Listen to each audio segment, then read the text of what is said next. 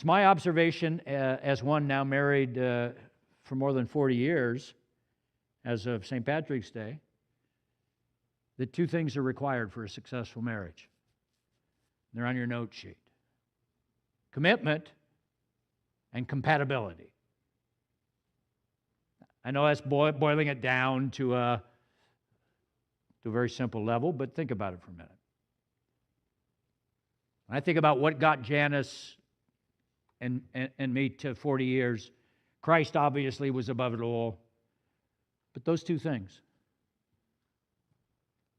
But I fear that out of fear, we have given compatibility far more weight that it can carry as a predictor of marital happiness. And if the other person doesn't match up with my 247 items on my compatibility checklist, then I'm not walking the aisle.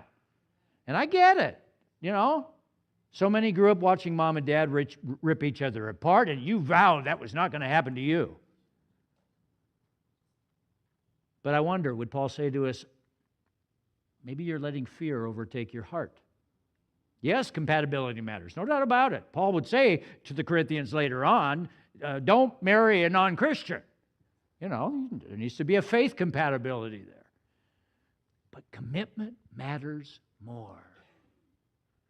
I think back to Janis and me. Were we compatible when we got married? Here's a picture of, let's see, were we compatible? Yeah, let's see, Americans, Christians, music, and we both like pizza. Yeah, yeah, there we go.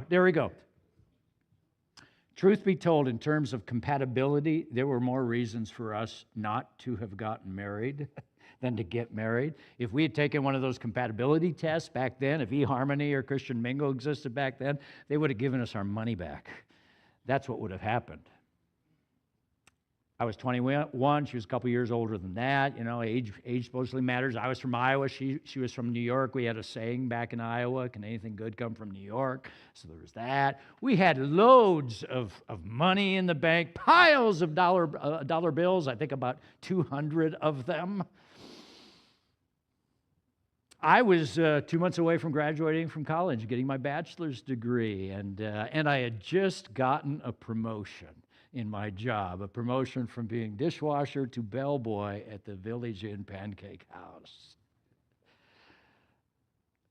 We dated for maybe 6 months before I proposed. We had a 6-month engagement. Dear friends, this is not the stuff of marriage legends. And yet, here we are, 40 years later, and counting, more in love than at the beginning, hanging on tight to Jesus and to each other. Don't misunderstand me. Preparation and compatibility are important in laying a good foundation for your marriage. But when all is said and done, marriage, listen to me now, marriage is largely an act of faith. You join arms with a person who will change over time. And you will change over time. And you will face circumstances that will change over time, and neither of you know what is coming. If the 20-year-old you could talk to the 40 or 50-year-old you, the 20-year-old you would say, "What the heck happened to you?" You don't figure it all out and then get married, because it's impossible to figure it all out. I'm so glad, looking back, that I didn't journey through my 20s so that I could find myself. It was much sweeter taking the journey with my babe, and I mean my babe in Christ. I've watched couples who checked all the compatibility boxes, and their marriages still crumbled. Even ensuring that the other person is a Christian is no guarantee of future results, because there's all different kinds of Christians.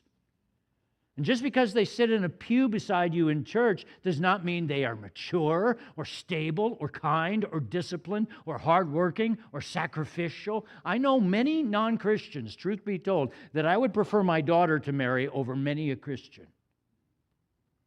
It's commitment to each other that matters most. And a commitment to love and honor and cherish through thick and thin, till death do us part. And with a commitment rooted in Christ, you'll likely have more than enough that you need to navigate your way through the adventures that are up ahead.